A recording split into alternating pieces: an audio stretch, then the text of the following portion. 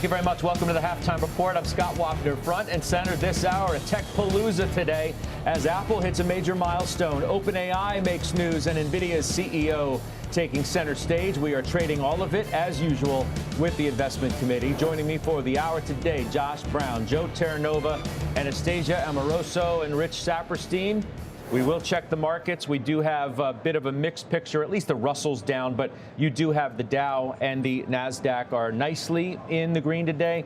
Look at the S&P 500, not that far away from 6,900. We thought, okay, 6,800. We need to close above that. We certainly did. And now we're on the march higher than that. So we're going to get to the Jensen Huang news right when he takes the stage. Christina is down in D.C., and we'll go to her when we see that to hit the Microsoft news, Rich, because it's a really interesting development. So OpenAI completes their restructuring. It solidifies Microsoft as a major shareholder. But the news that is even, I think, more important to investors is what we're learning from a report in the last 10 minutes or so, whereas Microsoft will receive 20% of OpenAI revenue in a for-profit move, okay? So that news in and of itself, Microsoft's up almost 2%. It is the best of the bag, at least of the tech ones, right? Tesla's having a nice day too, but this is significant news for a stock that you own in Microsoft. Right, it's just continuous to add to the value of Microsoft. Another $135 billion added today, and it's consistent with Microsoft being the intersection of software and AI. I think the big item for tomorrow's earnings report is going to be the results of Azure. They've been growing at 33%. I think analysts are looking for the mid-30 type growth, and we expect them to achieve that. You know, I wanted you to hit the Microsoft thing too, because you have the name. This strikes me as a very significant development. It is. That they're going to receive 20% of OpenAI revenue. Mm-hmm. A company that is now valued, OpenAI is at $500 billion. Who knows what it eventually is going to go public at. But outside of NVIDIA, it's obviously the most exciting thing happening within the whole AI trade.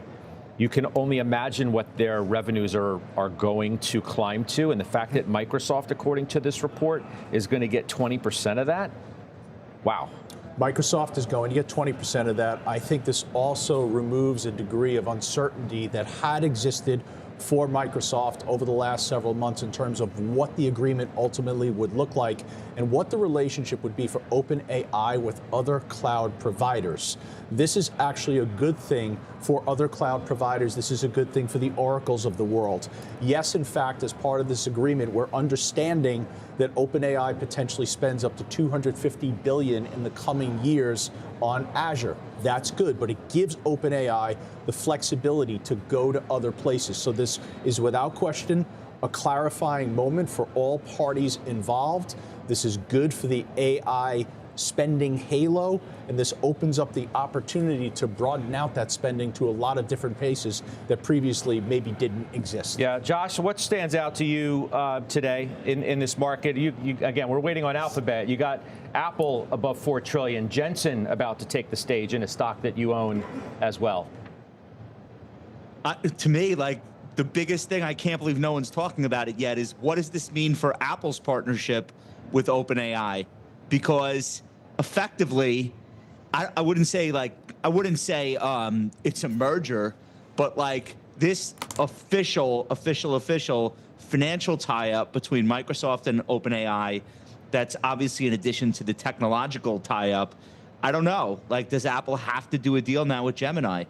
Or is Apple going to be ready on a standalone basis with foundational LLM model internally? Because the Siri/Apple Intelligence revamp coming on the heels of the rollout that nobody particularly was excited about is going to be, I think, critical for Apple. And I don't know, do they want to double down on this existing partnership they have with OpenAI? Or in light of this now becoming a formal deal with Microsoft's stake in OpenAI's revenue, do they run into the arms of Alphabet and Gemini? I think it's a really fascinating moment in the development of all of these platforms. But I think that's, like, to me, the biggest open question that's now raised, now that we know what this relationship between Microsoft and the ChatGPT products is going to be. I mean, OpenAI is going to, this restructuring announcement is to become a more traditional for-profit business. And if you're telling me today that Microsoft has now, because there's been some questions about the relationship, obviously, over the last 6-8 months, that now we have a firm view of something that you could potentially model into Microsoft's own numbers. That seems extraordinary. Yeah, I think this is a really big move from Microsoft. And one stat that I came across is actually the sizing of the revenues of not only OpenAI but Anthropic and also some of the other AI large-scale models. And if you look at the growth in the revenue in 2025, it is forecast to grow 228%. Scott, so we're starting from a relatively small place, where the revenues for some of those AI LLMs have been, but the scale, the pace of growth is really quite significant. So the fact that Microsoft and others are going to benefit from that, that's great. And I think that also bodes well for the overall AI ecosystem, because why would hyperscalers continue to spend on cloud computing is because their customers see demand for cloud computing, and customers are clearly monetizing their AI capabilities, and therefore they're going to continue to require cloud services. So I think this is very supportive, actually, of the development of AI. To respond to Josh's concerns surrounding Apple, as part of this agreement, so now Microsoft and OpenAI, it does not include consumer hardware. So OpenAI has the ability to jointly develop products with third parties. Enter Apple if you're interested in your consumer product. Yeah, but I mean, don't forget, didn't they buy Johnny Ive's company? And aren't they working on something? So that seems like more of a long shot to me. If you're talking about going to Apple for hardware when they bring the king of the iPhone, or certainly one of there are privacy concerns for Apple also.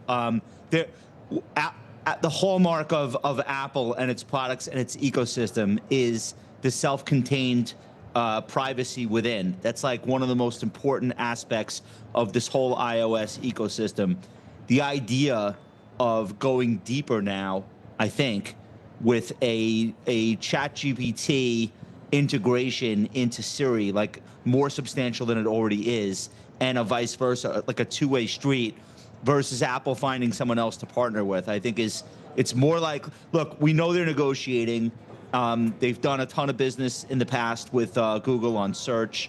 I really think that, like, a big catalyst here for both Alphabet and for Apple could be something where it gets confirmed that the Apple Intelligence revamp in 2026 is going to heavily involve, if not be based upon, Gemini. I think that this almost makes that have to be the way that Apple chooses to go. And I doubt they're surprised by this, by the way. I'm just saying, like, that brings this conversation back to the fore. Once again, as a reminder, this is the biggest tech hardware company in the world for consumers, and we do not know what their AI product is going to be. It's really extraordinary. We just don't know. As shareholders, as users, that is the big question mark out there. And this, I think, introduces a new level of uncertainty.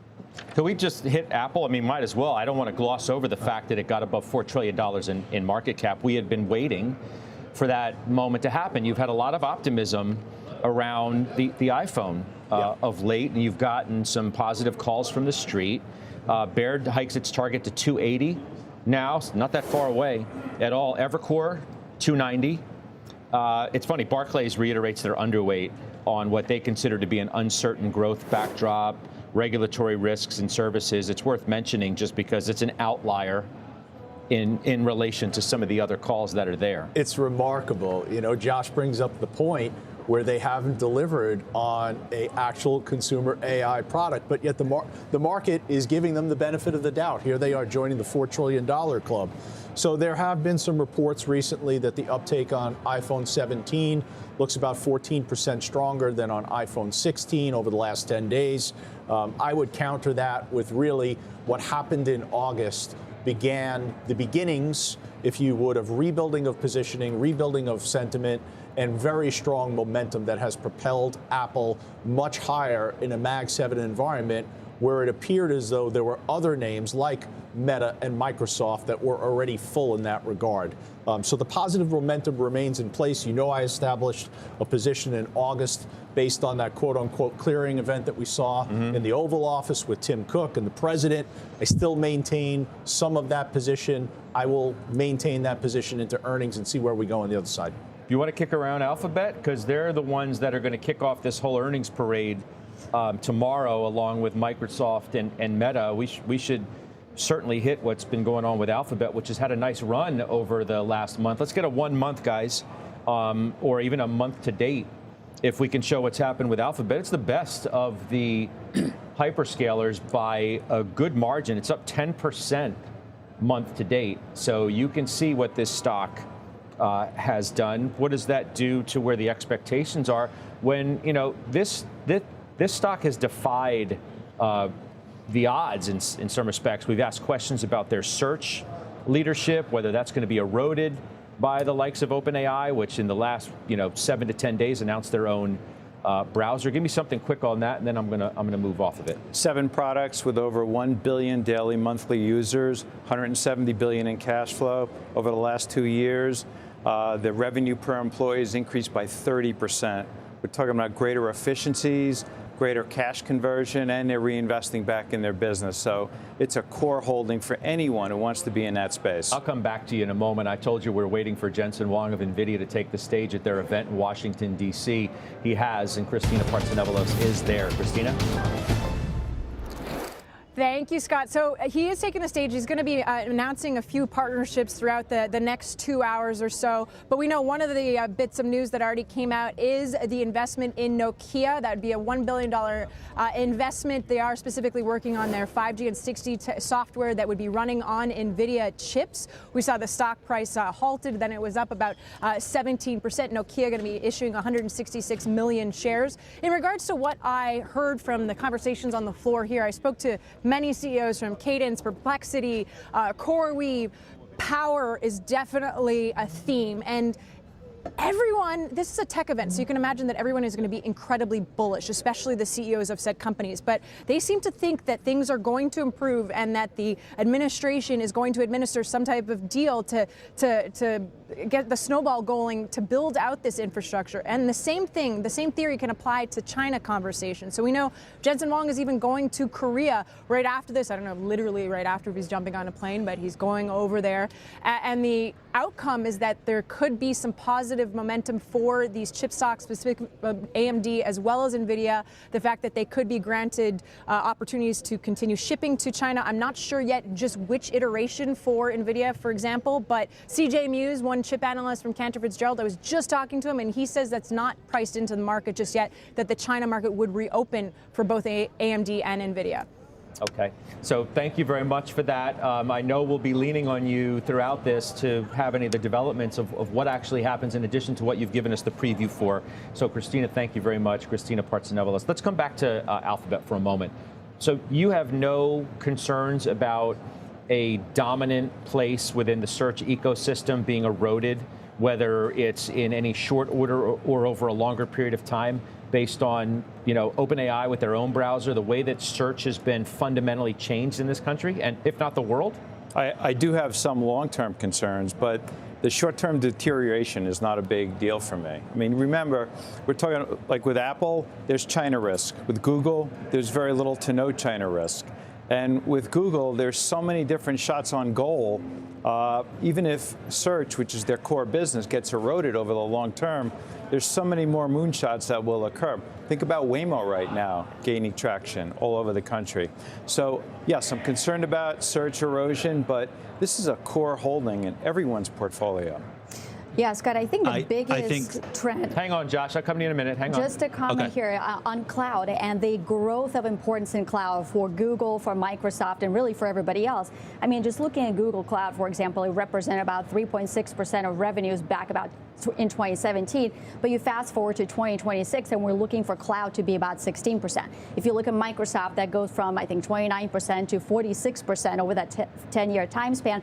That's where the monetization of AI lives right now. All of that CapEx that's been put in the ground over the last couple of years and maybe over the next couple, all of that does have the chance to be monetized through cloud. And I think that's what investors are coming around to, likely in the case of Google, certainly Microsoft and Amazon as well. Meta, so you don't mention Meta, which is interesting to me because it feels like we're not talking about Meta nearly as much as we were. The price target goes to 900 today, reiterated by at Seaport. You own the stock. Month to date, it's up 2.5%, so 2.5% versus the 10 for Alphabet. What's going on here? I think look, it was early in terms of the appreciation. It got ahead of all the other Mag 7. I think more recently, there should be some concern surrounding what the ad environment is and what the ad spending ultimately is going to look like if we continue to see what appears to be a little bit of a deceleration in the economy. So I think that's one of the challenges that we're seeing here for Meta. No, but you could say the same thing, though, about Alphabet, but you didn't. Well, the difference between Meta and Alphabet was just where we were from a standpoint of positioning and sentiment. You had already at the beginning of the year built up significant length in Meta. Meta was one of the clear leaders of the Mag 7. It was one of the VIPs of the Mag 7. That was not the case for Alphabet. The only thing you could say for Alphabet at the time was it was a mid-teens valuation, and that was compelling. There were struggles about the concerns that you were citing as it related to search. That has all cleared itself. But it was later on in the year that you saw that building of positioning, and I think that's where the distinction is between where these two stocks ultimately are. Meta needs to clarify that the ad spending is going to remain strong in the coming quarters. Josh, Amazon, if you look at that, it's one of your favorite stocks, I know it. It's the worst Mag 7 this year. It's up only 3.5% year to date. They do the announcement of 14,000 roles that are going to be reduced at the corporate level. UBS bumps the target today at 279. It was at 271, so it's not a huge jump, but nonetheless, I think it's a coiled spring. What about you?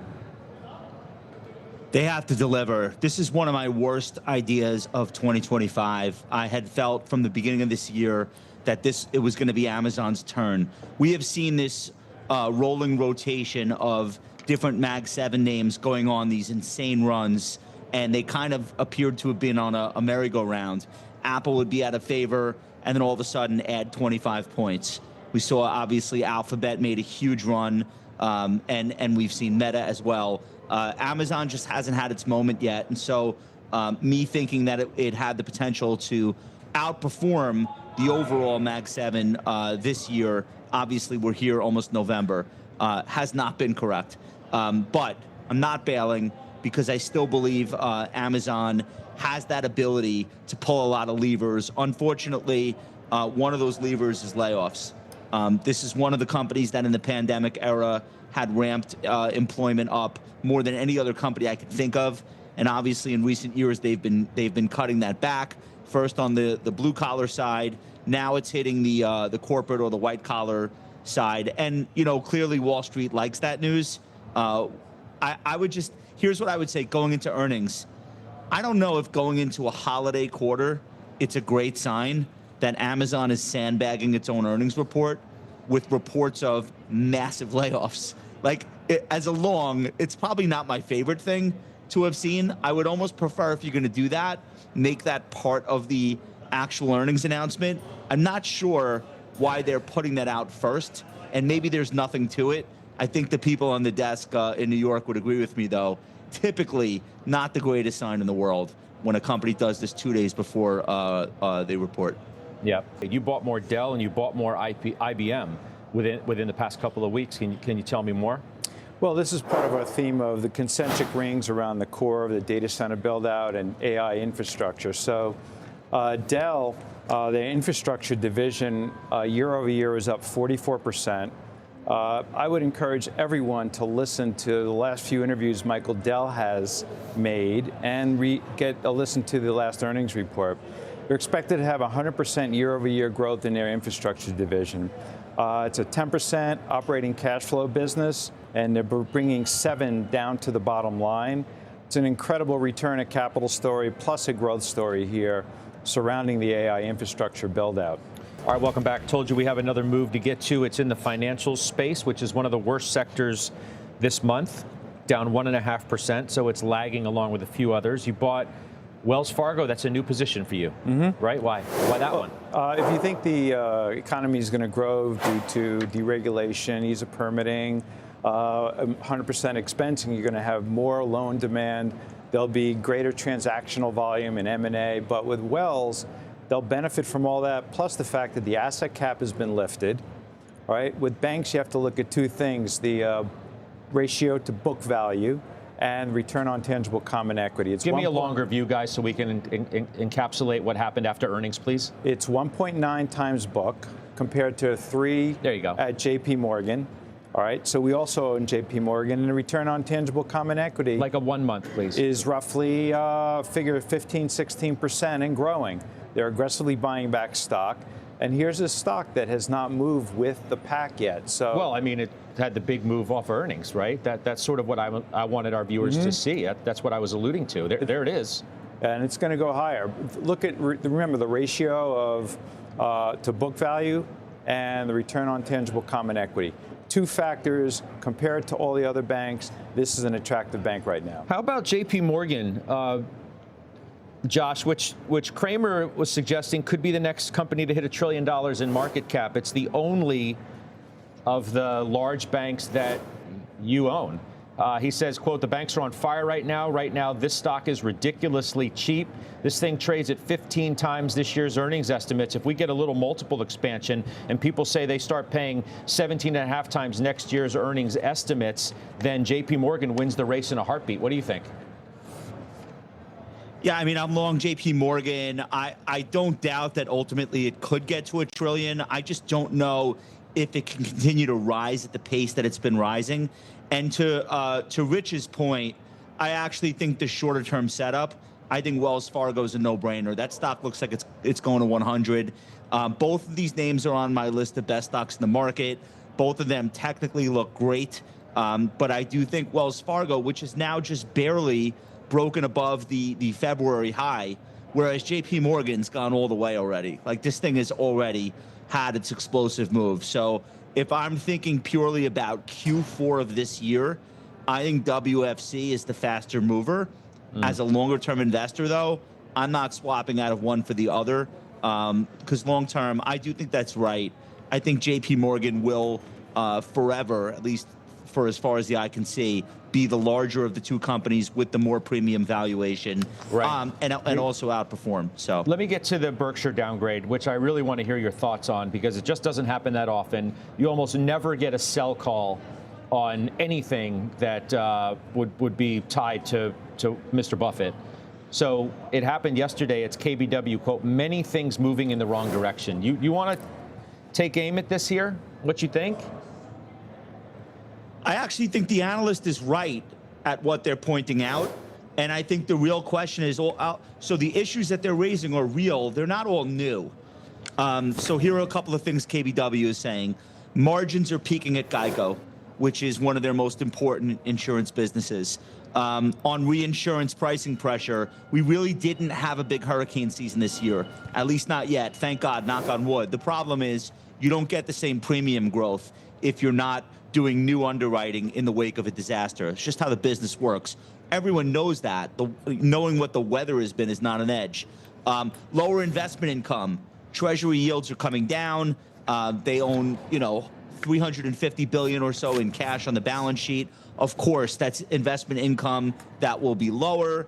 The railroad has China exposure. Oh my God, is that brand new news? I don't think so. Everybody gets but should that. they not? Should they not have? Let's get a little provocative, I suppose, and pose the question: should they not have sold down? And I don't know the reasons why, obviously.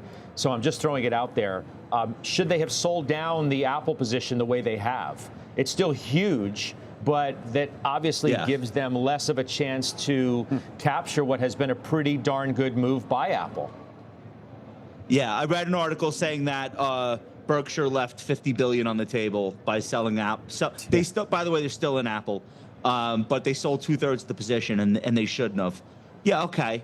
No, nobody should have ever sold Nvidia in the history of mankind. Like, I think that's disingenuous, to be honest with you. That kind of like going back armchair quarterback. They caught so much of the Apple move, not catching the last 20 points, and with the full position on, I really don't think is a black mark on the track record of Berkshire's investing.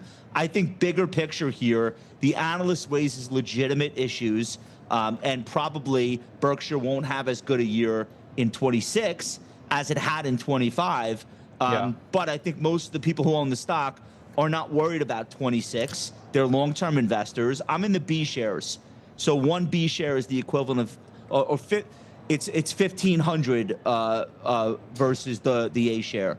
I'm not selling any, and I've sat through other downgrades of the stock before, only to see it go on to make new highs. So I'm not reacting. All right, so we'll squeeze in another break. All right, you bought more XBI. Absolutely. You're just trying to play some momentum, which you know a thing or two about. So you do more of what is working in life. 52-week high for working. the IBB and the XBI. And you're looking at what potentially could be a multi-year breakout. Began building this position in early October. Made several purchases, another one today, so we raised the cost basis up somewhere around $105. I think there's more to go here.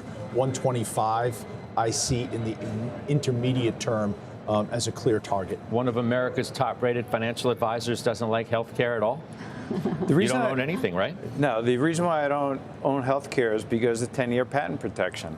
I'd rather own large cap tech with large moats around the business, recurring revenue, and I don't have the volatility of a pharmaceutical, let alone a life science company. When was the last time you owned one? It sounds like that's a philosophical thing of yours that I can't. When did you own one ever? Years ago, 5 years ago. Okay, so you just have a thing. Yeah. I'd rather get into the discourse of, are we in an AI bubble, and what's the return on this capital that is being deployed? Because we have clear views on that, and I think that's more sustainable. What do you think? I have a couple. That's interesting. No, but look, it's very clear. Number one, when you think about healthcare as a sector, it identifies with the quality factor. And if the market makes this long-awaited pivot back towards quality in 2026 because it feels it needs to be more defensive, you're going to see that healthcare is going to benefit in that environment. And so far, month to date, healthcare is the second best performing sector next to technology. We are seeing individual names that are exhibiting momentum for the very first time. How about CVS? A name that I think we've totally forgotten about. It's back into the 80s. Viva Systems. CVS, Viva Systems. Pull up a one-year chart. People look at that and think, all right, pull up a one-year chart to see. Snoozer. Pull up a one-year chart of CVS as I'm talking. Another name, strong momentum near term, Gilead.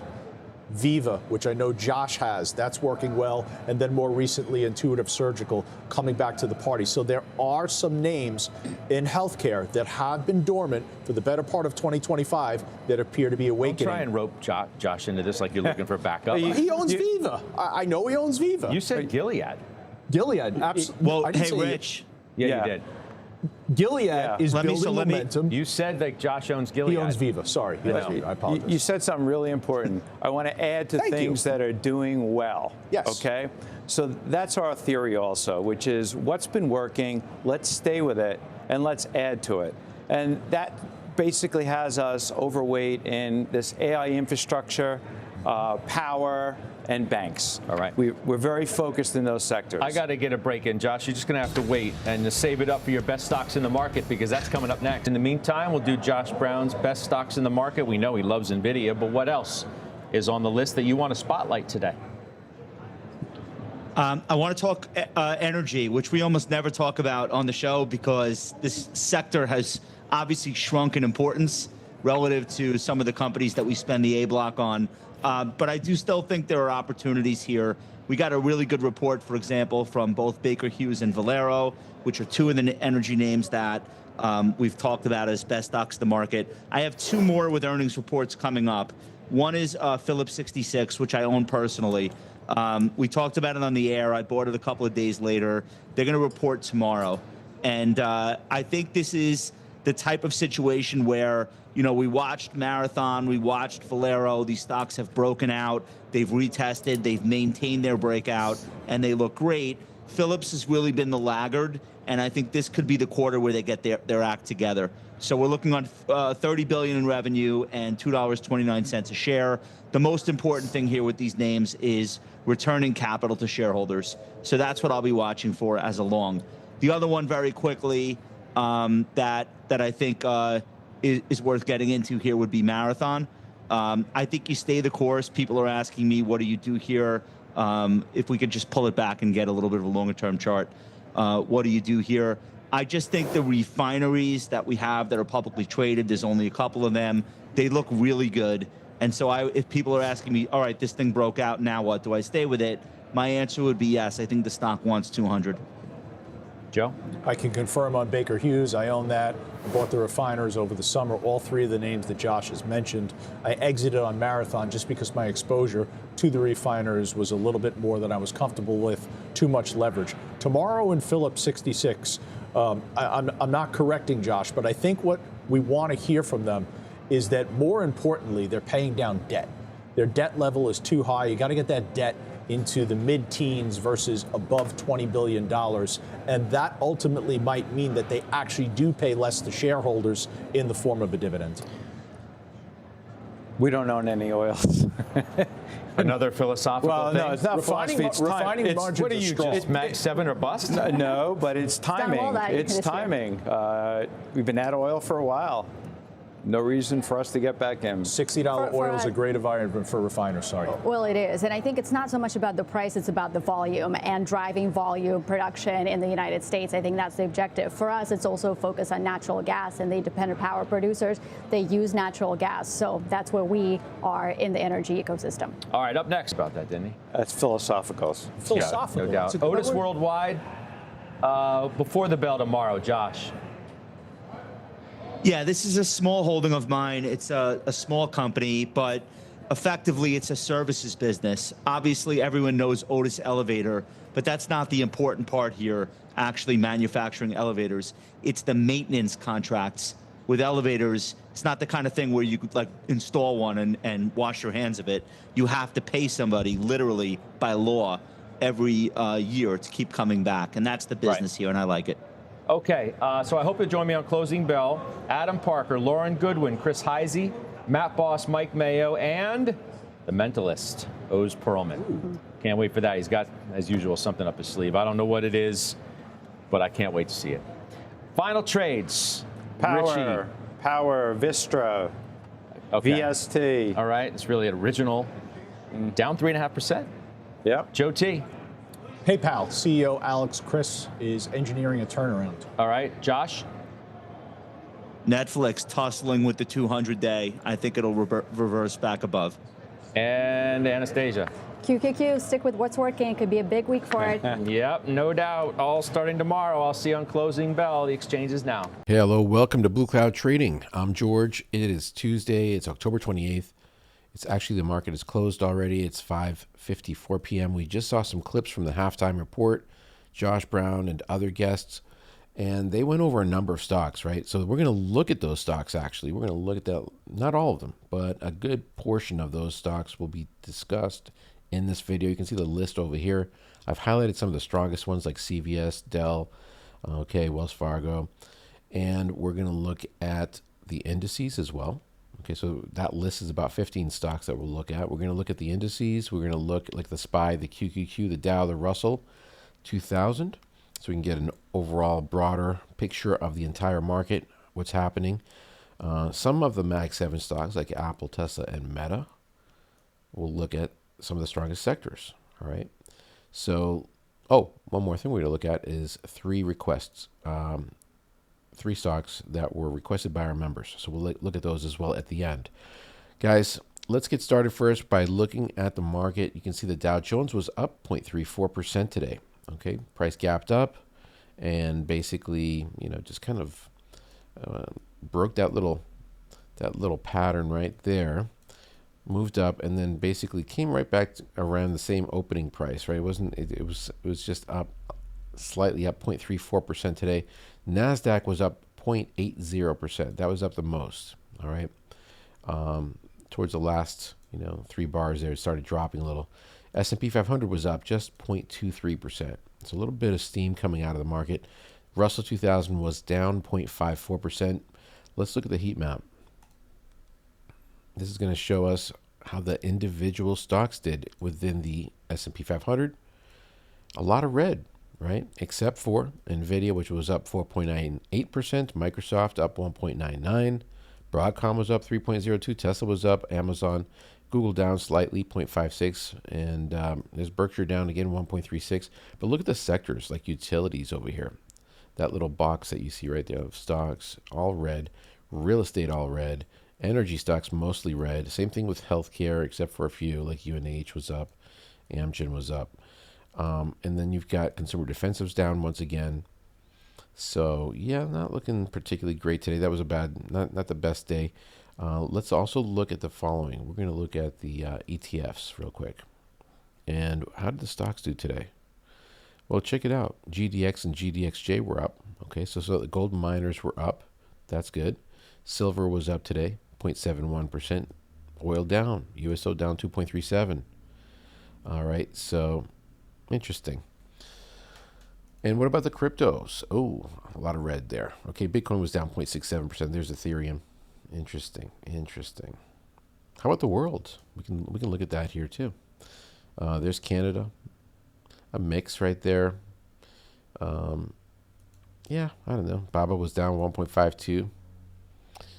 Anyway, let's get into the stocks, guys. Let's get into the stocks. We'll start off with a SPY ETF. And here it is, up 0.27%. So like I just showed you how lackluster the market was today with the S&P 500 up slightly. And you can see it graphically here on the chart. This is called a spinning top, a red spinning top. If you see something like that after a move up, that can be a warning sign, essentially. That's all it is. We can't really predict where the market's going to be tomorrow, but we can give a best estimate, basically. I think that's the best way to describe it. If price gets under the low of that little candle that you see right there, it's more likely to pull back and probably come back and try to retest that 673.95 level, in my opinion. That's what's probably going to happen if price gets under. However, we have a bullish day tomorrow, then that just gets canceled out and price just keeps on moving on, okay? The good news is that we've got some other things here that are looking pretty good, like the directional movement index looks good, all right? We've got the positive DI 9. I've got it at a setting of 9 here. The green line is moving up. The red line is moving down. That's bullish. ADX is moving up. What that represents, the ADX 9 here, is momentum. And as long as that keeps moving up, that's a good sign. It's telling us that, yeah, things are still looking okay. But again, that's a warning candle. We have to watch out for that. If you look at the weekly chart for the SPY, I mean, we are obviously in a very strong uptrend here. Just really quickly, let me show you what we're looking at here. This is the Ichimoku indicator. It's a Japanese indicator that was basically incepted in the 1930s, late 1930s, folks. It was published in the late 1960s and then came here to the United States sometime in the 80s, I think, is when they started adopting it. And with software, imagine trying to plot this on a piece of paper. It's based on mathematical models, but imagine trying to do that before computers. So let me just briefly tell you what these lines mean. The green line is the midpoint of the last 9 periods. It's plotted right there. Not the closing price, but the midpoint. So think of each of these candles. It takes the highs and lows of the candle and then divides it by 2, finding the midpoint of each candle. So it's giving us an average, really. And the 9 is the green line is a 9 period. So it's looking at the last 9 periods. This one looks at the last 26 periods, the midpoint, and projects it right under the candle. Okay. The white line that you see right over here on the left, that's the closing price today. All right, so that's today's closing price projected 26 periods ago in a line form. Okay, there's different ways to plot price. So in this case, what we're looking for is for the white line to be above the candle 26 periods ago. And we're looking at a weekly chart, so that's 26 weeks ago. All right, there's the candle 26 weeks ago right there on May 2nd. And so when the white line is above it, it's bullish. If the white line is under, bearish. Here's some instances, for example, where the white line was under for an extended period of time when it probably didn't make sense to be adding positions at that time, okay, in the markets. I'm sure you guys remember 2022, right? It all started right there around 2022, and then it continued through, and then things started to emerge around mid-2023, and then the market started moving up. So what else is this indicator comprised of? It's the cloud itself, right? The Ichimoku cloud. And so that's comprised by taking the Senko span A is the upper line, and that takes the midpoint of these two moving averages. And what it does is it projects the midpoint 26 periods into the future. Very unique concept. And then the purple line is called the Senko span B. That takes the midpoint of the last 52 periods, these candles here. Instead of projecting it under the candle like it did in this case, it projects it 26 periods into the future. Cool, right? So we're looking. We've got things that are plotting in the future. We've got things plotting in the past, all based on price. All right, and it helps to guide us. Really, think of it like that. It's a map, right? It's gonna give us some insights about what's transpiring at this particular moment on different time frames. We can look at this on a weekly chart. We can look at it on a daily chart. There's the daily chart right there. That's also bullish. What we want is price to be above the Tenkan-sen, the Kijun-sen, and the cloud. Okay.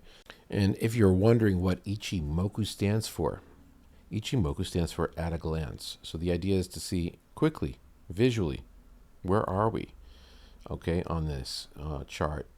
Very briefly, if all these elements are in play, that we have a very strong uptrend. When things start falling apart and price gets under any of the moving averages or inside the cloud, then there's weakness, and we can identify how strong, the weekend trend, basically. So let's do this. Let's get into the rest of these. We don't really need to spend too much time on all of these stocks. We're going to run right through them. That's the beauty of this indicator. Here's the QQQ ETF. Okay, this is what we want to see. Price is above the moving averages, as you see right there. It's above the cloud. Looks great on the daily and on the weekly chart. The QQQ was the strongest one today, right? So I like the Qs, and I'm throwing on some more lines here. These are just levels of resistance that were broken. Now it's a level of support, the 613.18, and it's still moving up. So I like it. And by the way, check out one other thing. Always pay attention to the volume. Notice down below here, the volume has been increasing as price has been moving up. That's also a signal, as I mentioned in yesterday's video, that this is a true move and we should expect it to continue moving up. I will say this with a caveat, that if price gets too far away from the moving averages, okay, it's getting away from equilibrium zone. And so in my opinion, there's a higher probability once it gets too far away from the moving averages, if these aren't keeping up with price, that price will potentially pull back. Could be short little pullback, could be a more extended one, but just keep that in mind. All right, so Qs look good. Dow Jones. All right, now we have a negative candle here, and that was down it was up 0.38% nonetheless. So price gapped up, and what the red candle represents is the opening price there, and there's the closing price below it. So what happened was, yes, price did move up, but then throughout the day, price started dropping, and I can show you that in a 5-minute. Here's the 5-minute chart. There's the gap up. And you can see what happened there with price. It just kind of, dropped. It was just zigzagging all over the place, and ended up basically dropping under. See that dotted green line is the opening price this morning at 9:30 a.m. Okay, it dropped under that price, but because price gapped overnight, pre-market, it still looks bullish. But there's a little bit of weakness here. As you can see. Why? Because it's basically consolidating right now. It's in this little space. All right, here's the Russell 2000. Here's a daily chart. Okay, Russell 2000 also pulled back. I was talking about this yesterday too, how it kept on finding resistance. I said it looks weaker than the other ETFs, like the SPY, Qs, and Dow, because price, unlike these other ETFs here, has actually, stalled. Keeps stalling. It has not broken through these prior highs. And I'm talking about that high right there of 252.77, which goes back to October 15th. All right, so price is stalling here. Let's look at the SPY again. See how the difference? Okay, price is breaking through levels of resistance. Not happening on the Russell. We're still stuck, and it's dropping. down 0.54%. Okay, once it reached that level or came close to it. FEZ is another one that's interesting because this also has not broken through this high of 63.60. This is the Eurostoxx 50 ETF, and you can see it's still stalling under that 63.60 level. So these prior highs are really important levels to watch, and so I'd be waiting to see a break above and a close above, not just a piercing. You can see that little candle right there actually has a little wick at the top, so it actually briefly pierced the 63.60, but then came right back under where it felt comfortable. Okay, it's not ready to take off yet. The VIX volatility index up almost 4% today. So it re-entered the cloud. That's not a good sign. This represents fear in the markets. You know, it's had to pull back. Will it now start to show a little bit more? Is there more fear coming into the market? And that's what's causing, you know, the ETFs to like basically not look as strong as they did yesterday. All right, let's get into the rest of these stocks that they talked about. CVS. I've highlighted the top ones here with the little blue flag, the ones that are looking the strongest out of the 15. So 1, 2, 3, 4, 5 out of 15. Okay. CVS looks good on both the daily chart and the weekly. We can see that on the chart. Dell also looks good. Price is above all the moving averages on the weekly and on the daily. Looks good. I like Dell. IBB looks good. That's the biotech index fund ETF. Okay, great on the daily chart. That's the daily right there. You can see the little blue highlight right there, and there's the weekly for you. Looks good. Getting a little extended away from the moving averages, right? It's not hugging it like it was over here. It's getting a little far away, but you know, on the daily chart, it looks a little bit more, you know, controlled. It's a controlled move. So I kind of like what I'm seeing here. And yeah, so we'll see if it continues. WFC was down 0.13%, but technically speaking, looking at the indicator, it does look strong, right? It's still, we've got Span A above Span B, price above the moving averages. Everything looks good on the daily and on the weekly. XLV. Now, healthcare, you know, this one here, the Span A it's kind of just moving sideways here. I'm giving this one the benefit of the doubt because it recently broke above the Ichimoku cloud. The Chiku span is above price. The thing I like about the XLV ETF is the fact that the ADX is moving straight up like that while the green line is above the red line. That's also bullish. But with all that said, it was down 0.63% today. And here's the daily chart for you. Okay, so the daily chart, you can see that move up. And you can even see the 200-day moving average starting to rise right there after that decline. Throughout all of, if you think about it, we're talking about since April. April, it was flat, and it started to decline. That's the dotted yellow line. That's the 200-day. You can see it flattening here and then now starting to move up a little bit. So I think we're in the beginning stages of healthcare actually, you know, making a move here, but today was not a good day for it. The rest of these, BKR, okay, this is where things start getting a little bit shady because, like I said, they don't have a blue flag for a reason, and that's mainly because there's something off about this technically. The Tenkan in the green line is under the red line. That's a bearish sign, okay? You want that green line, the faster moving average, to be above this lower one. That's important. Everything else here looks okay on the daily chart. On the weekly chart, everything looks okay too. So that was the one thing that I would want to see change. BKRB, this is Berkshire Hathaway's, okay? Class B stock. As you can see, it's inside the cloud. We talked about this yesterday too. And right now it's out of favor. There's not a lot of interest currently in Berkshire. You know, Warren Buffett is pretty much retired at this point. He's not coming back for a while, okay? Maybe in another life. But you know, the company itself still has, you know, good companies within it, but then who's going to be managing it going into the future? Do the investors feel confident, you know, with other people running the show? That's I think the challenge that Berkshire is going to have. And so right now, it certainly doesn't look like there's a lot of interest in these particular types of stocks. All right, these are the mostly consumer defensive stocks. And you can see that decline. We got a lower high here from the prior high. And if we take out this low here and we get under the cloud, then things are going to get really bearish for Berkshire. That's the weekly chart. Here's the daily chart. It's already started to become a little bit, negative here on the daily chart. You can see that declining. See that little slope right there? And then we also took out this low here. So we do have a lower low and a lower high on Berkshire on the daily chart. I would not be buying Berkshire here. What about ISRG? Okay, it seems to be, let me just, whoops, let me just get, right, there we go. Okay, so it's like a little magnet. The trend lines are kind of cool, but they're very fickle. You need to, you can sort of like get it right on the penny, but you gotta like, do you see how it just kind of boom? Hold on one second, let me show you. Right there. So it actually hit the high of that candle. See that right there is 568.69, and there it is, 568.69.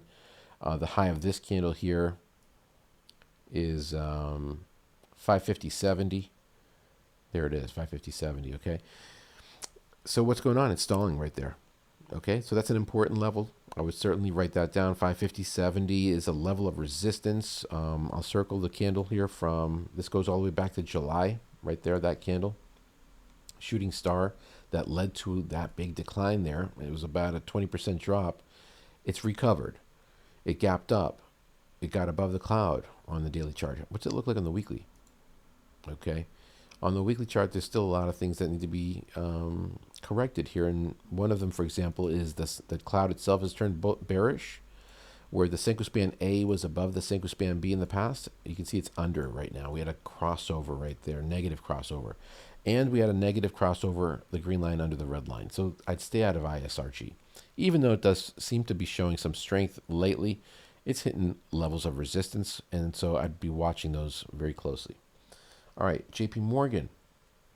Why did this one not get a flag? Well, let's look at the weekly. This is the weekly chart. The weekly actually looks okay. The weekly looks good. Price is currently above the Tenkan-sen. It wasn't last week, though. And remember, it's only Tuesday, right? So this candle here is still forming. It has not closed above the Tenkan-sen yet. We will know where this closes on Friday around 4 p.m. when the market closes. We'll have more confirmation. What about the daily chart?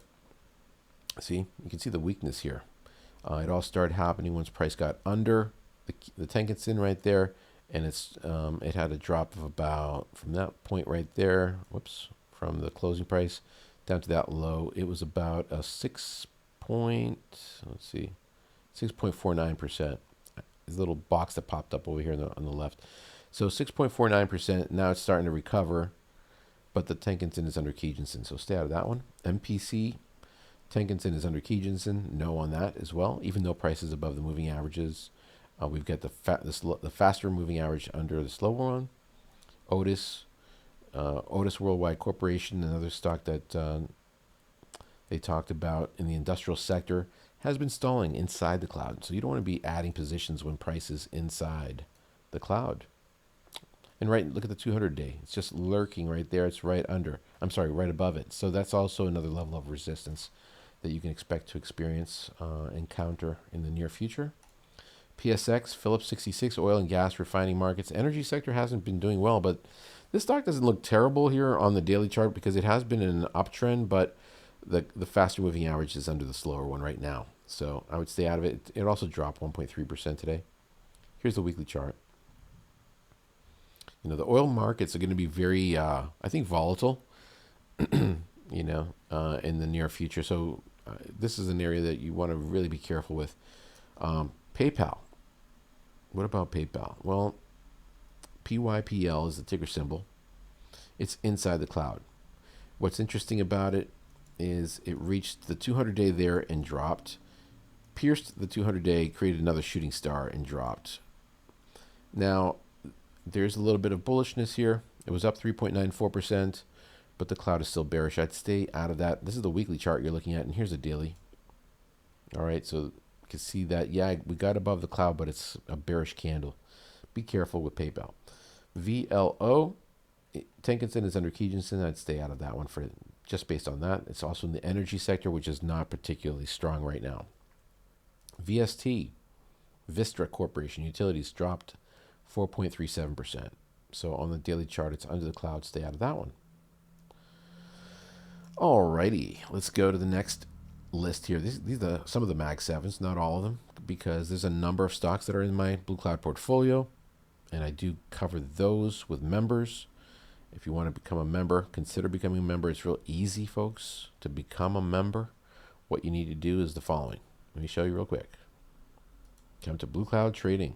This is my homepage here on YouTube, and you just hit right next to the subscribe button. By the way, it's free to subscribe, and hit that notification bell so you'll know when my new video pops up. This is a time-sensitive type video, right? The markets, they're changing day by day, and so the sooner you can get the information, the better. The more quickly you can act on it, if you want to act on it, of course. But get that insight as quickly as you can. And that's why the notification bell is important. And this is free. Okay, this video that you're watching is a free video. However, I do member-only videos as well. And here's the list down below. You can see them. And you click the join button. All right, and to access those videos, you have to become not Blue Cloud supporter, but Blue Cloud Trader is the first level where you can access those member-only videos, or Blue Cloud Legend level membership. The difference between these two levels is, in addition to getting the member videos under Blue Cloud Legend, you'll also get daily trade updates on the stocks that I trade in the Blue Cloud portfolio, and I post those. And by the way, thank you for you guys who are also supporters. Without the supporters and all members, the channel probably would not exist. I'm being honest with you. It's what basically helps to keep this channel alive and running. So one way you can support if you like the channel is by becoming a Blue Cloud supporter. And you know what? You can even request a stock to be analyzed on an upcoming video under Blue Cloud supporter too, or ETF. All right. What was I going to say? Oh yeah, we were talking about Blue Cloud Legend. Oh yeah. So how do you view those? Well, once you become a member, once you've joined, there'll be a new tab that pops up right next to posts. It will show up right here, and it will say the following: membership. Boom.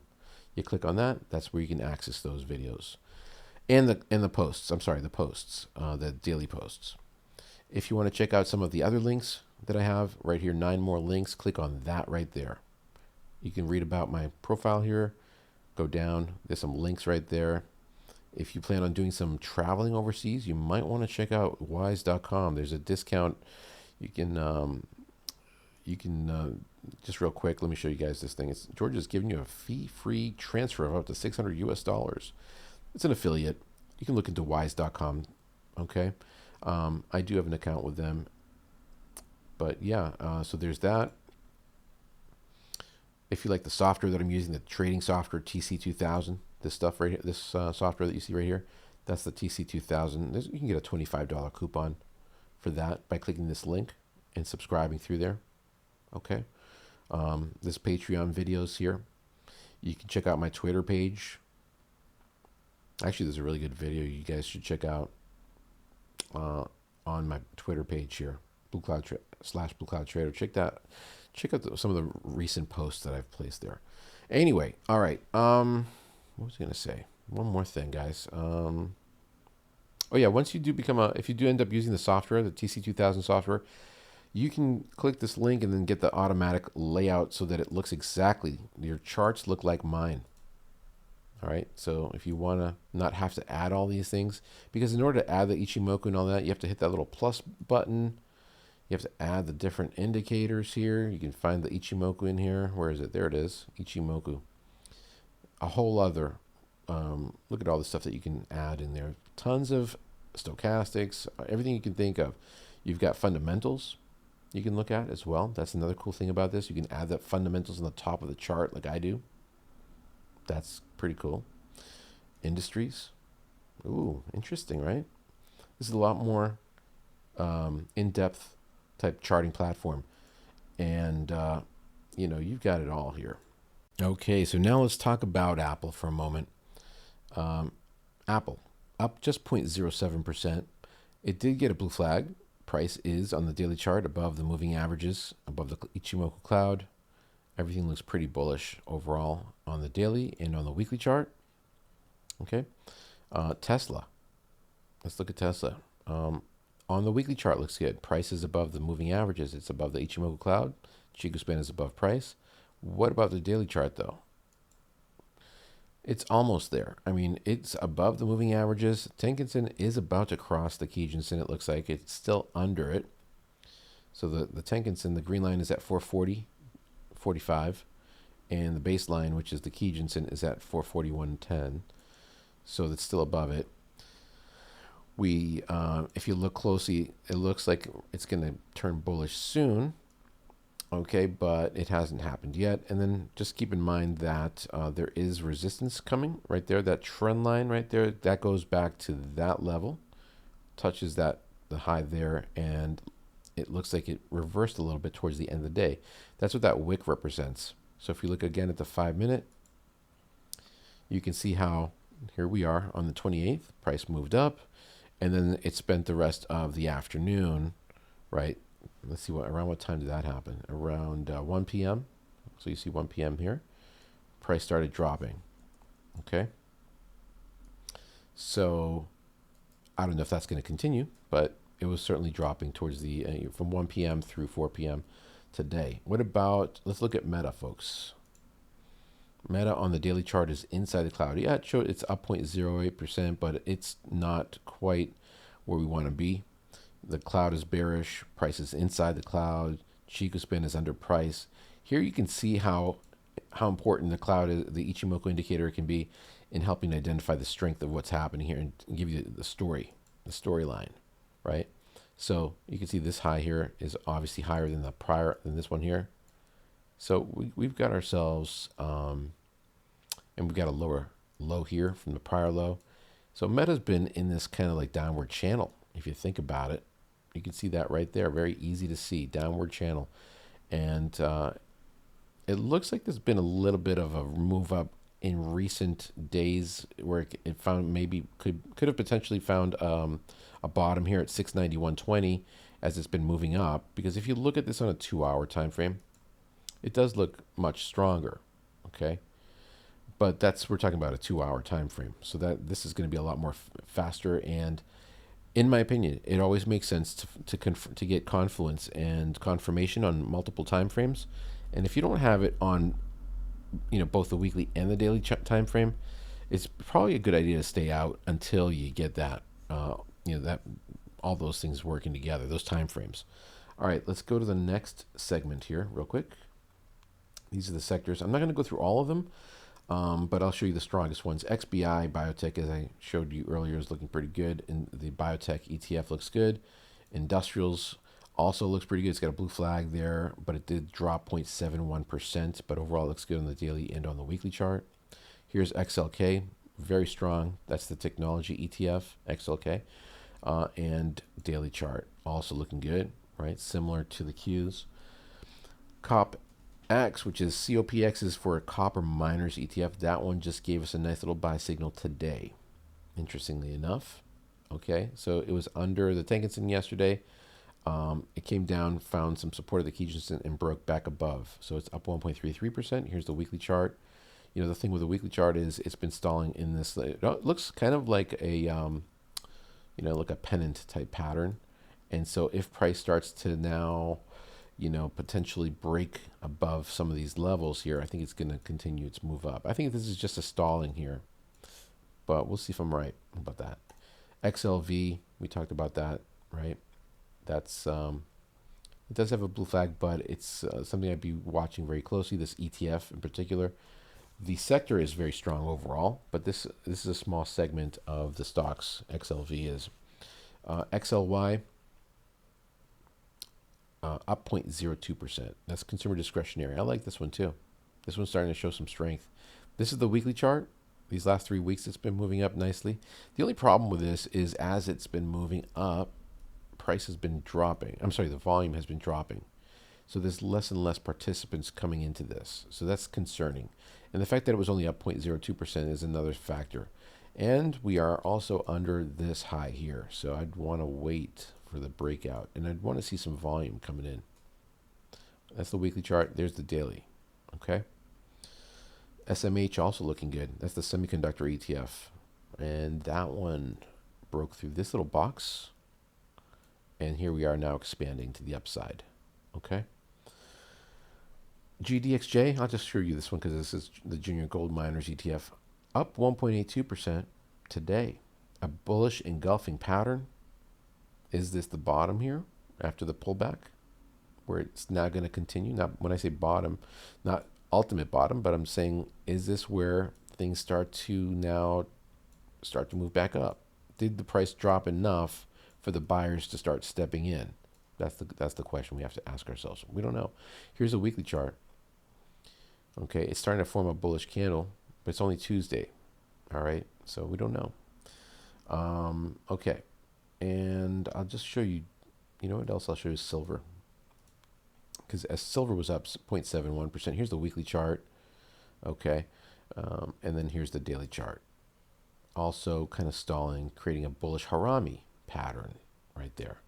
So this could also move back up, but would I be adding positions here? No, because it's still under the moving averages, and it's not a strong trend anymore. It was, but it dropped under, and it's starting to show some weakness. And so we have to be careful with silver. All right, that's going to do it. Oh wait, I forgot, guys. I have to do the member request real quick. Snapchat. Okay, let's look at this one. Let's start off with a weekly chart. Snapchat. I mean, you know, what can I say about Snapchat? It had a big run in 2020, 2021. And then around, you know, it was October 8th of 2021. Once it reached that level of $83.65 a share, everything started falling apart. And it dropped. And it dropped from that level down to these lows here. That's an 88% drop in about 1.2 years. Big drop. This is where, again, the Ichimoku can help you identify what's happening in real time. On the weekly chart, we can help you determine whether or not you want to stay in a chart, into a stock or not.